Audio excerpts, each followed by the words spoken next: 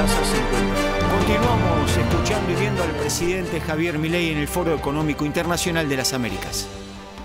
No solo eso, sino que además cuadruplicamos la asistencia para útiles escolares y creamos un mecanismo para que las familias de ingresos medios que van a los colegios privados de cuotas bajas, básicamente tuvieron un mecanismo de contención para que los chicos no perdieran el colegio al que asistían y no tener que estar sufriendo el shock de estar cambiando de colegio. Es decir, que también tuvimos una fuerte perspectiva social en lo que estábamos haciendo y además hicimos algo que en su momento, cuando la ministra Petovelo lo diseñó, digamos, el círculo rojo, que cada vez está más analógico, ¿sí? Y que, digamos, no entiende nada de lo que hacemos, porque, digamos, a nosotros ya la era digital nos quedó corta, pero lo interesante es que en un momento la ministra Petovelo anuncia que los programas sociales no tenían que ir a verificar que estaban trabajando. Es decir, en general se dan los programas sociales y se les requería que dieran una contraprestación de trabajo y obviamente, digamos, nadie contó cómo era toda esa situación y entonces nosotros, sabiendo lo duro que iban a ser los primeros meses mientras que el ajuste tomaba lugar, porque aparte, cuando ustedes generan un aumento del ahorro y no tienen contrapartida de inversión, eso genera caída de la actividad y eso hace caer el empleo o hace caer los salarios reales. Y eso, digamos, podía derivar en una tensión social que queríamos amortiguar. Y en ese sentido es muy interesante porque la ministra Petovelo le saca la necesidad de que tengan que verificar que habían trabajado. Obviamente, la gran cantidad de simios, y pido perdón, digamos, a la Sociedad Protectora de Animales por insultar a los simios que miran la política argentina, donde algunos obviamente responden a que están muy enojados porque no tienen pauta, pero, digamos, esos simios, perdón con los simios de vuelta, criticaron fuertemente a la ministra Petovelo por esto. Y lo que no se dieron cuenta es que era una forma de terminar con los intermediarios, donde todos los gobiernos quisieron terminar con los intermediarios, pero el que lo hizo fue este gobierno. Básicamente, las personas que reciben los programas sociales, obviamente que reciben una tarjeta y eso va a una cuenta. Entonces creían que con eso se aseguraban de que no iban a ser extorsionados. Lo que no sabían eran que ustedes tienen que ir a verificar que estuvieron trabajando. Y ahí, cuando ustedes iban a recibir la verificación de que habían estado trabajando, aparecían los Beliboni de la vida quedándose con la mitad de los ingresos de la gente. Y cosa que solamente se la validaban si ustedes les llevaban los bonitos esos donde tienen que validar que estuvieron en las marchas. Es decir, con lo cual en realidad le robaban la mitad del dinero y no solo eso, sino que además tenían que ir y trabajar de piqueteros. Es decir, con lo cual, o sea, ustedes lo que estaban haciendo era financiar a delincuentes y además que arruinaran el funcionamiento de la calle. En ese sentido, al eliminarse la necesidad de contraprestación hasta el mes de abril, ¿qué es lo que sucedió? Esos delincuentes no les podían quitar a la gente el dinero que recibían por el programa social. Por lo tanto, eso implicó, sin gastar un peso más, duplicar la asistencia. Y al mismo tiempo pusimos una línea para que denunciaran los aprietes y las extorsiones de estos delincuentes y hemos recibido cerca de 300.000 denuncias y hoy hay 18.000 casos en la justicia. Es decir, van a pagar por haber apretado a la gente para que vaya a las marchas. Y es más, Berlusconi nos amenazó con que iba a juntar en la plaza 50.000 personas, con lo cual, evidentemente, tenía pensado llevar 100.000.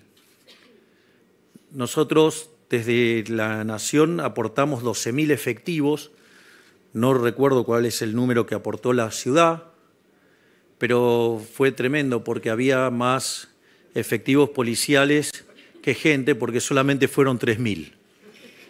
Con lo cual fue un éxito rotundo que en ese momento se coordinó entre la ministra Bullrich, Petovelo y el ministro de Infraestructura, donde además en los medios de transporte público se presentaba, digamos, el que corta no cobra y las líneas para hacer las denuncias. Y ahí, digamos, empezamos también a ordenar la calle. Es decir, le quitamos poder de fuego porque ahora no pueden extorsionar a la gente para que vayan a hacer esto y además, digamos, empezamos a cumplir el orden. Por lo tanto, una de las demandas que nosotros recibimos como gobierno, que era poner en orden la calle, lo estamos haciendo. ¿Sí? Porque además hoy, el que corta no cobra y además el que las hace las paga. Y eso está funcionando a la perfección. No solo eso, sino que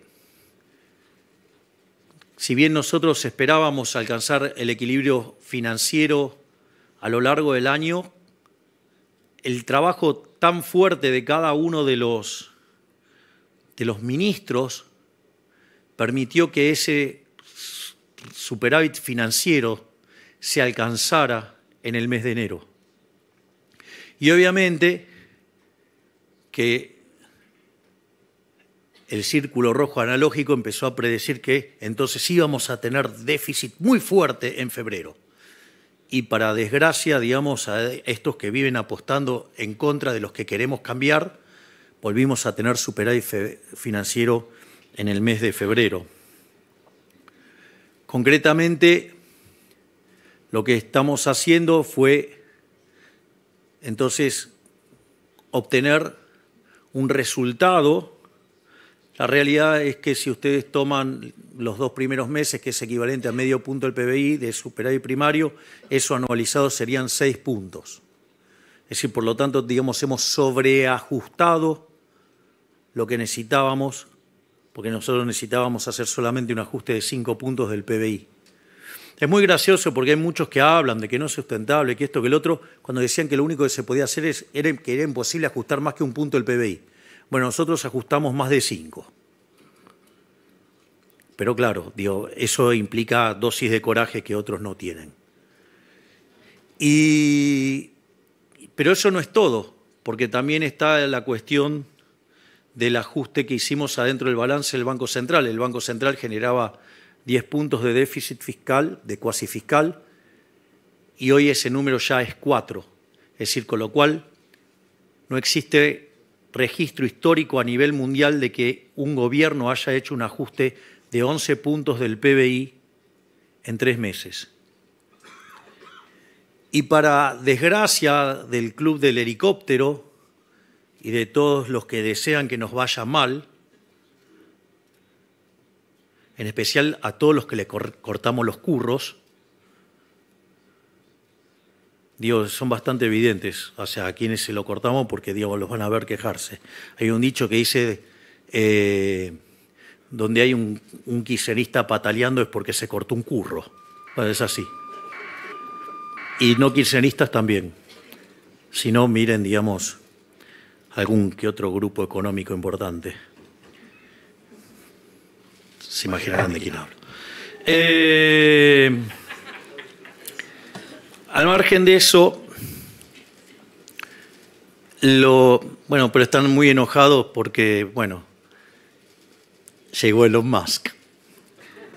Lo importante de esto es que, frente al desastre inflacionario que teníamos, ya cuando nosotros asumimos el gobierno, en 3 semanas la inflación llevaba 30%, la minorista, y daba para esperar que el mes cerrara en términos de 45%.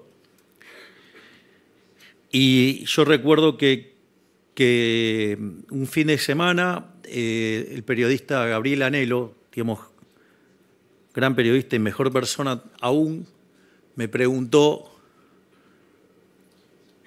qué pasaba, digamos, con la inflación. Y yo le dije, la verdad, que si quedaba en 30 era un gran número porque significaba que entonces la cuarta semana los precios se habían detenido y habían dejado de crecer.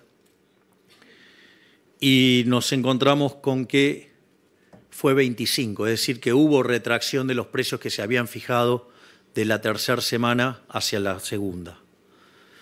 Y después, en el mes de enero, la inflación fue del 20% y la inflación de febrero fue del 13%. Ahora, cuando ustedes limpian los efectos del arrastre estadístico, lo que tiene que ver con los aumentos de una vez para siempre, tipo lo que fue la recomposición de tarifas y las prepagas, eso equivale a 6 puntos, con lo cual la verdadera inflación del mes de febrero fue del 7%. Es decir, estamos metiendo a la tasa de inflación adentro de un dígito. Y es más, aun cuando dejaran todos estos elementos dentro del índice, pero se pudiera capturar de alguna manera el tema de las promociones, que en realidad hay un problema de que no puede ser captado por el índice de precios, digo, porque es una fijación no lineal de precios y depende de lo que consume cada consumidor, entonces es imposible captar por el índice de precios el efecto del 2x1, el 3x2 y todas esas cosas. Entonces, hay una suerte de estimación de cuánto eso pesa, pero no se puede documentar. Y eso implicaría que si ese efecto se tiene en cuenta, a pesar de los anteriores, también estaríamos adentro de un dígito.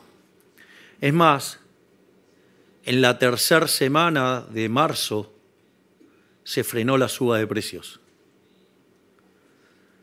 Es decir, que estamos caminando por el lado correcto en materia de política antiinflacionaria. De hecho, algunas de las críticas que nos hacen, digo, la verdad que son bastante particulares, porque, por ejemplo, si ustedes miran la evolución de la tasa de inflación, la caída a la que está ocurriendo, la velocidad de la caída, es más fuerte que la que se dio durante la convertibilidad. Cuando ustedes miran los efectos de la estabilización de la convertibilidad, hoy los precios caen mucho más rápido, o sea, la tasa de inflación cae mucho más rápido. Eso también tiene un sentido. Lo que sucede es que cuando se hizo la convertibilidad, la cantidad de dinero era endógena. Es decir, cuando ustedes tenían aumento de la demanda de dinero, la forma de convalidarlo era ustedes traían los dólares, se los vendían al Banco Central y eso implicaba una expansión de la cantidad de dinero. Y eso permitía que el reacomodamiento de precios relativos se dieran con precios al alza. ¿Qué pasa? Como nosotros, fíjense que desde que asumimos prácticamente la base monetaria no ha variado. Y eso que compramos 11.500 millones de dólares en el mercado. No solo eso, sino que además tuvimos la expansión de la cantidad de dinero por los puts, digamos que el Banco Central de la gestión anterior utilizó para tratar de controlar el tipo de cambio, y además tuvimos expansión por los pasivos remunerados, pero la contracción por BOPREAL y por el fisco han sido tan grandes que la base monetaria no varió muy poquito. Entonces seguimos teniendo la misma base monetaria de 10 billones, pero ahora del lado del activo tenemos 11.500 millones de dólares de reservas más. Por lo tanto, digamos, estamos llevando adelante un proceso muy fuerte de saneamiento del balance del Banco Central y que pronto vamos a estar con reservas netas nulas, cuando el gobierno anterior nos dejó 11.500 millones de dólares negativos. No solo, digamos, estamos logrando eso, sino que además, entonces, cuando se recompone la demanda de dinero, como la cantidad nominal de dinero está fija, eso implica que para recomponer las tenencias monetarias ustedes tienen que salir de bienes. Por lo tanto, la desaceleración del crecimiento de los precios es mucho más violento que en el esquema convertible, porque en el esquema convertible la cantidad de dinero se expandía acorde a la demanda de dinero y no generaba conflicto con el mercado de bienes. Y esto es lo que hace que la tasa de inflación caiga mucho más rápido. Me resulta además también muy graciosos aquellos que piden cambiar el ritmo de la tasa de devaluación, lo cual es ridículo, porque hoy, digamos, el tipo de cambio libre no muestra brecha, porque si yo tomo el tipo de cambio del Banco Central de referencia y lo multiplico por 1.175, que es el impuesto país, yo estaría en torno a los 1.060, con lo cual, digamos, no tengo brecha, tengo brecha negativa. Es decir, por lo tanto, digo, si el mercado no lo pone en otro lugar, ¿por qué yo lo voy a modificar arbitrariamente? ¿En función de qué? De una cuenta hecha por economistas brutos. Digo, porque hacen la cuenta esa del tipo de cambio real. Y la pregunta es, ¿o acaso nunca vieron que durante los periodos de crisis el tipo de cambio real es muy alto y en los periodos de bonanzas es muy bajo? ¿O acaso no vieron la tendencia? ¿O acaso las condiciones de oferta y demanda de todos los bienes de la economía argentina y de todo el mundo no han cambiado? Es decir, ¿cómo pueden pretender ser tan arrogantes de determinar cuál es el precio de algo? Si aparte además, hacen el promedio de qué cosa. Si con el desvío estándar que tienen, eso promedio es una burrada hacer eso. Tengo un artículo sobre eso que dice tipo de cambio real cuando los economistas son parte del problema. Y además implica un problema de una fatal arrogancia o grosera, porque además implicaría, digamos, conocer las preferencias, la tecnología, digamos, y las dotaciones ya no solo de nuestra economía, sino que además la del resto del mundo. O sea, parece bastante patético, digamos, creer que pueden tener toda esa información para tomar todas esas decisiones. Es decir, lamentablemente en Argentina la educación pública, porque toda es pública, puede ser de gestión privada o de gestión estatal, ha hecho muchísimo daño lavando el cerebro de la gente y llevando a la lectura de autores que verdaderamente han sido verdaderamente nefastos para la historia de la humanidad, y en especial para Argentina. Yo siempre hago el chiste que si ustedes van a la Universidad de Buenos Aires, a la Facultad de Ciencias Económicas, y le preguntan quién es Ludwig von Mises, le van a decir que es el 9 de Holanda. Y para otros es el mejor economista de todos los tiempos junto a Murray Newton Rothbard. Eso sí, al barbudo sí lo conocen. Al barbudo alemán, digamos, a ese empobrecedor de Marx, a ese sí lo conocen. Eso. Pero más allá de esta situación, lo otro gracioso es si tengo la curva de los futuros del dólar alineada con el crawling peg que está llevando el Banco Central, ¿por qué tendría que además devaluar? O sea, es increíble, es ridículo. Es decir, están viendo los datos de mercado y no. O sea, está todo el mercado equivocado. Se parecen a Keynes. Hay una frase, es increíble porque cuando los keynesianos hablan del gran inversor que era Keynes, Keynes se dedicó a las finanzas y quebró como una rata. Claro, quebró como una rata y el argumento, si ustedes miran el libro, el Valuation de Damodaran, está la frase de Keynes, dice, Keynes era tan arrogante que dice, no, claro, o sea, de nada sirve, tener la razón cuando todo el mercado está equivocado, van a perder igual. Entonces estaban todos equivocados salvo él, pero como se pusieron todos en contra de él, perdió plata y así quebró. Le tuvo que ir a pedir la escupidera al padre, que era amigo de Marshall, tomó un curso de 6 meses y ahí lo incorporaron a Cambridge. Y cuando dicen que era un gran inversor, era todo mentira, porque en realidad, como era una persona con mucha influencia en la política inglesa, entonces estaba de los dos lados del mostrador. Entonces, durante la guerra y demás, entonces él y la Gran Depresión, o sea, estaba tanto en Inglaterra como en Estados Unidos.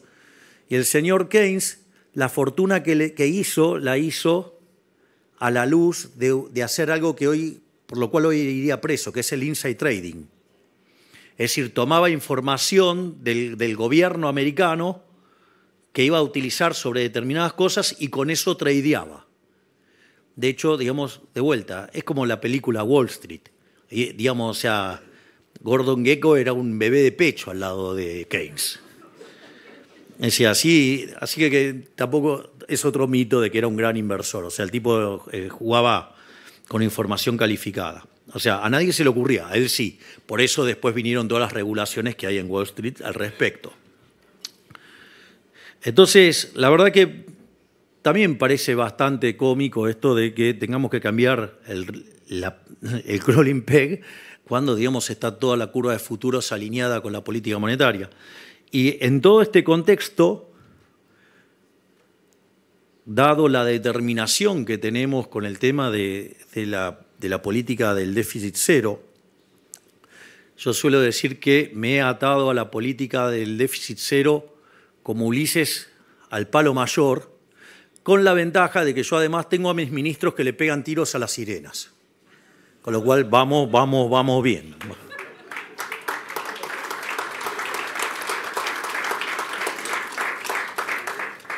Entonces, de recibir una economía que tenía un riesgo país de 2.900 puntos, hoy está ya llegando a 1.400. Los analistas ya lo están viendo que vamos camino a 1.000. Eso no es menor porque nos abre las posibilidades de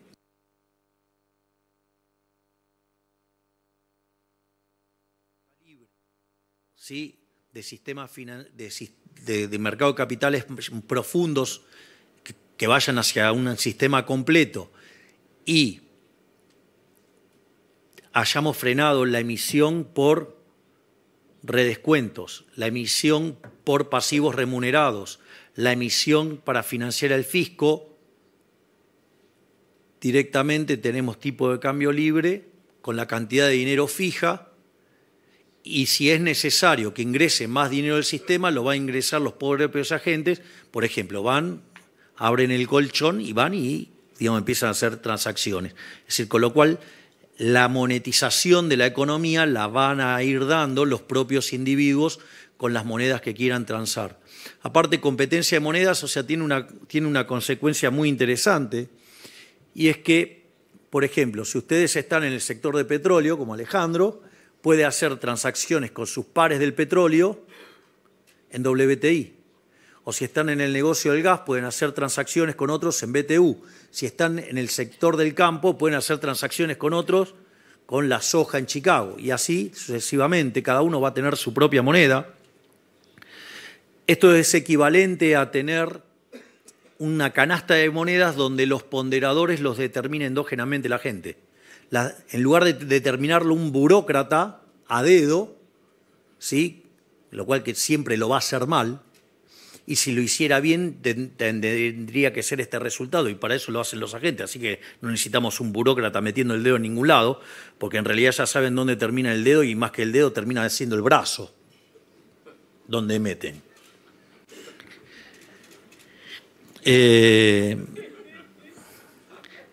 Digo, si tuvieran un negocio de vaselina estarían más felices festejando.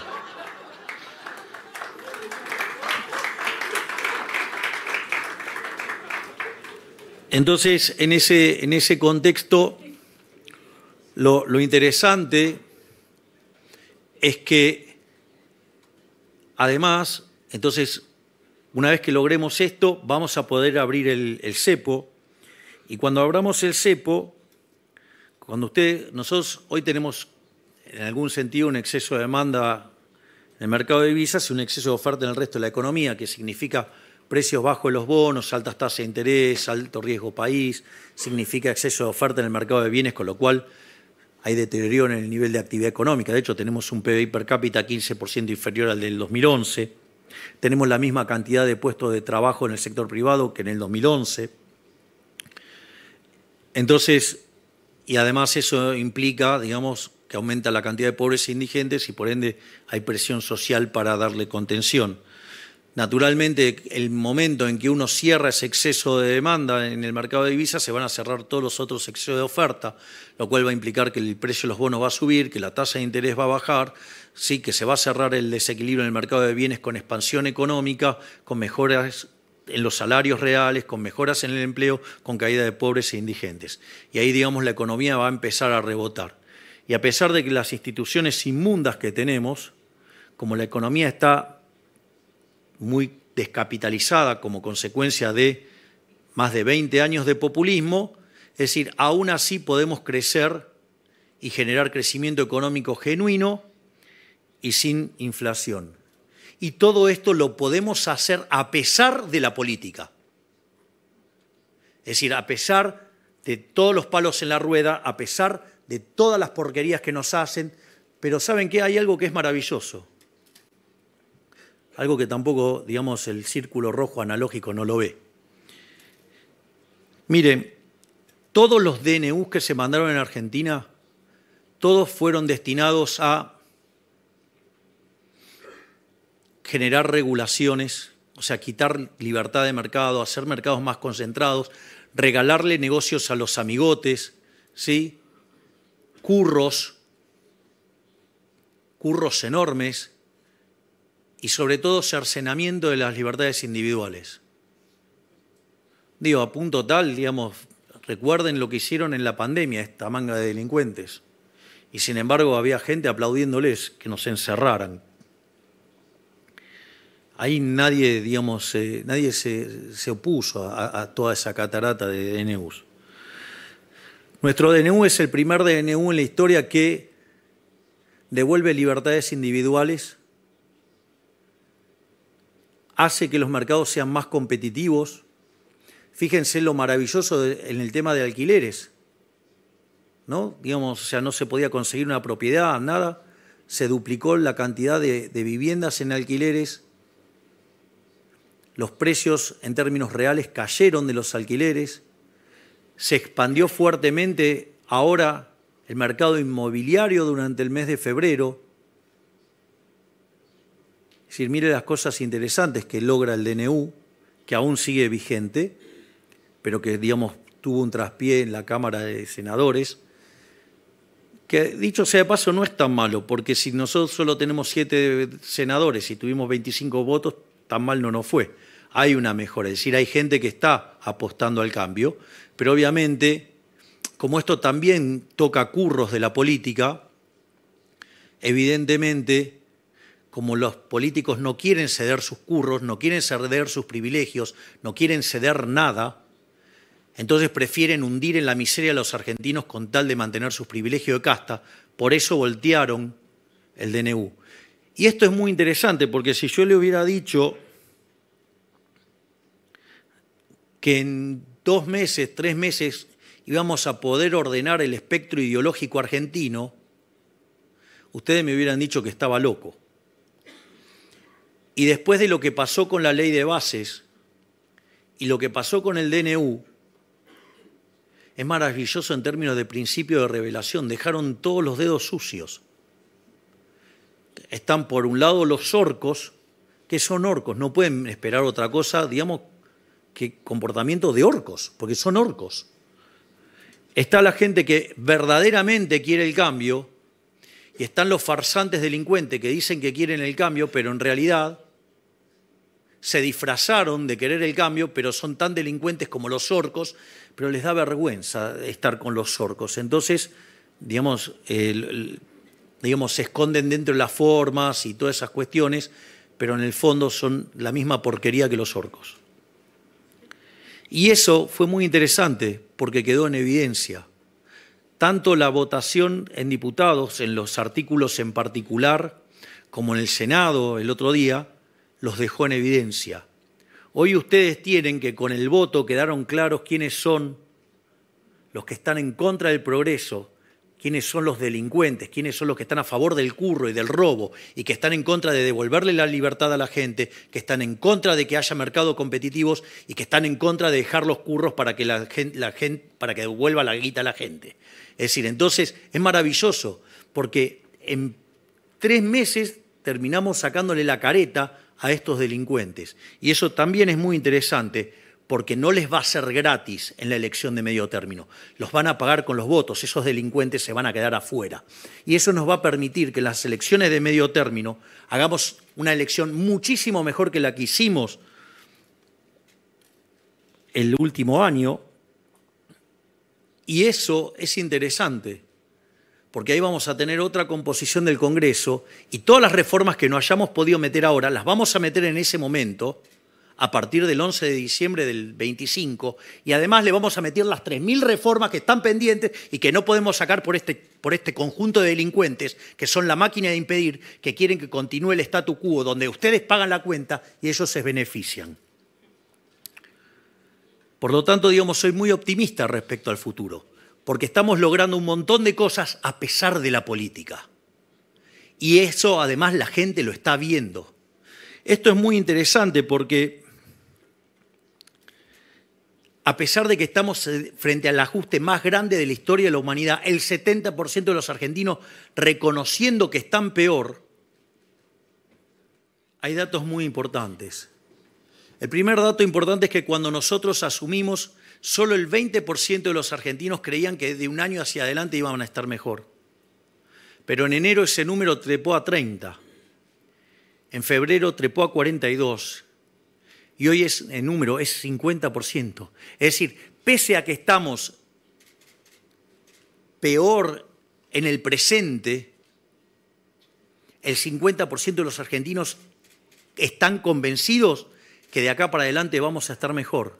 No solo eso, el 70% de los argentinos están convencidos que vamos a lograr derrotar la inflación, donde 50 puntos de ellos creen que lo vamos a hacer en el primer año y 20 creen que lo vamos a hacer en el segundo año. Y cuando ustedes además miran lo que está ocurriendo en términos de una palabra que represente el sentimiento de los argentinos, la palabra que aparece con mayor fuerza y domina fundamentalmente es esperanza. Es decir, la gente tiene esperanza, la gente está viendo que vamos a salir. Es decir, hay luz al final del camino y la gente la está viendo a pesar de que hoy la está pasando mal. Se dio cuenta que el populismo no lleva a ningún lado. Se dio cuenta que la solución es abrazando las ideas de la libertad. Y eso no es menor. Si hoy fueran las elecciones en un balotaje, hoy estaríamos sacando un 58%, es decir, sería 58-42, estamos, en lugar de más 12, estamos más 16. Y cuando ustedes le preguntan a ese grupo, digamos, a quién votaría en primera vuelta, votaría por La Libertad Avanza con 48%. Es decir, mejoramos el caudal de voto en un 60% respecto de lo que obtuvimos. Y eso significa que con eso solo ya ganaríamos en primera vuelta, porque la segunda persona en intención de votos es la señora Cristina Fernández de Kirchner con 20. Pero no solo eso, hay 10 puntos que si vamos por el caso más rudimentario, mitad y mitad, 48 y 5, 53. Por lo tanto, lo que quiero decirles es que hay esperanza. ¿Saben por qué hay esperanza? Porque la gente se despertó. Decidieron dejar de ser corderos y decidieron ahora ser leones. Por lo tanto, hay esperanza porque los argentinos están abrazando las ideas de la libertad. Por lo tanto, no solo que yo les voy a decir que vamos a estar mejor, ellos ya saben que vamos a estar mejor. Por lo tanto, Argentina sí tiene futuro, porque ese futuro es liberal. Muchísimas gracias. Fue la palabra del presidente Javier Milei en el Foro Económico Internacional de las Américas. Los conceptos más salientes de este discurso lo podrás ver a partir de las 20 en la edición central de Televisión Pública Noticias. Buenas tardes.